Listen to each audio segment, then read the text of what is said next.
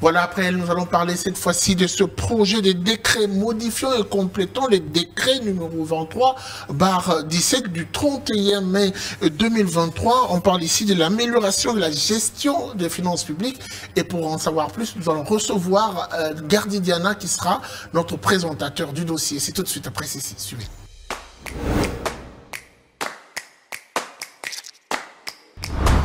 Gardi Diana, bienvenue. Merci. Alors, nous vous recevons pour parler justement de ce projet de décret modifiant et complétant le décret numéro 23/17 du 31 mai 2023. Première question, pourquoi cette révision? Merci. D'abord, il faut rappeler que c'est l'un de 4 textes essentiels proposés ou encore adoptés au Conseil des ministres pour améliorer la gouvernance de finances publiques, telle que proposée par le ministre des Finances, Doudou Fwamba. Mais pourquoi cette révision? Parce qu'il vous souviendrait que depuis toujours, la gouvernance, encore l'organisation des finances publiques, ne cadre pas avec l'esprit de la Constitution telle que définie. On est parti sur la libre administration de province, mais dans le fond, dans la gestion, il y a eu une forme de duplicité en termes de compte et de traçabilité des fonds du Trésor public. Or, dans la nouvelle réforme, l'idée de pouvoir ramener les choses de manière centralisée, ça veut dire être en mesure de faire la différence entre le budget de l'État et le budget des provinces, mais le tout dans une trésorerie bien tracée. Alors, Gardi Diana, qu'est-ce qui se faisait hier qui doit être modifié par ce projet de décret? Ce qui se faisait hier, c'était cette forme de libertinage qu'on accordait aux organismes de l'État. C'est-à-dire que, et même dans les établissements publics de l'État, les gestionnaires se permettaient, une fois mobilisé le fonds, créer des sous-comptes pour des raisons très fallacieuses, dilapider le fonds de l'État sans que cela ne serve à l'intérêt de l'entreprise ou encore de l'État congolais. Deuxièmement, ce qui se faisait autrefois, j'ai parlé de coulage de recettes, cela se fait de plusieurs formes. Parce que depuis toujours, il y avait chaque entité tenait une comptabilité. Or, quand il y a multiplicité des comptabilités, il est difficile de pouvoir retracer convenablement les ressources de l'État congolais. Et encore une fois de plus, je vous rappelle qu'on sort d'un programme historique, la conclusion de la 6e revue annuelle avec la Banque mondiale, c'est aussi résultant justement de quelques réformes engagées autrefois, mais ici, on va de plein pied. Pourquoi? Parmi les griefs qui nous ont été collés, c'est que on est allé jusqu'à des dépenses exceptionnelles qui dépassaient les 150%. Ça veut dire que pour quelqu'un qui prévoit autant de dépenses pour les institutions et autres, mais on est allé beaucoup dans les dépenses extra-budgétaires. Or, avec cette proposition de loi, avec le compte unique du Trésor public, ça veut dire que ça facilite à l'État de pouvoir veiller sur sa trésorerie.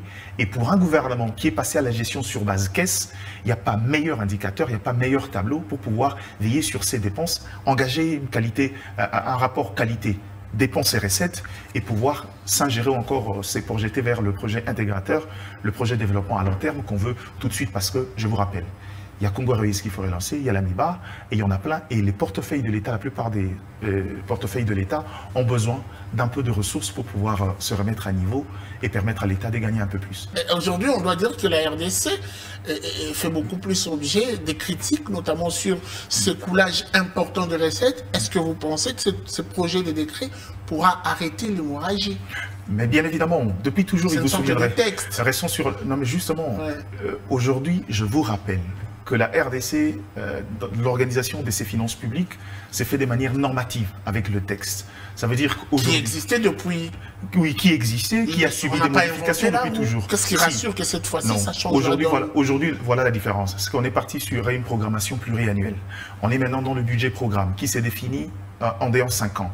Au-delà de ça, on est dans un système de finances publiques un tout petit peu contrôlé dans le sens où on va vers le compte unique des trésors qui permettra au gouvernement central d'éveiller sur les fonds de l'État, tout ce qui est commis et tout ce qui est usage du trésor public, mais aussi essayer de vérifier la traçabilité et éviter à ce que les gens entrent dans les mécanismes d'endettement sans que cela ne soit avalisé à la base. Pensez-vous que c'est ce qu'il faut en ce moment pour rationaliser les recettes beaucoup plus? Oui, mais j'en arrive. Quand vous voulez savoir quels sont les éléments, les innovations, qu'est-ce que ça peut apporter? Je vous dis tout de suite, ça peut apporter, je vous ai dit tantôt, depuis toujours, les différents organismes de l'État, le fonds et autres organismes à côté, avaient l'habitude de créer plusieurs sous-comptes où on logeait l'argent de l'État et dont la traçabilité posait problème, ce qui veut dire que c'est un mécanisme de coulage et de détournement. Les dossiers lampadaires. Les dossiers lampadaires et tout ce qui va avec. Aujourd'hui, la mesure, c'est que si chaque organisme a un compte au niveau de la Banque centrale qui est contrôlé avec la digitalisation, on gagne en célérité et cela permet une bonne traçabilité et l'usage convenable du trésor public.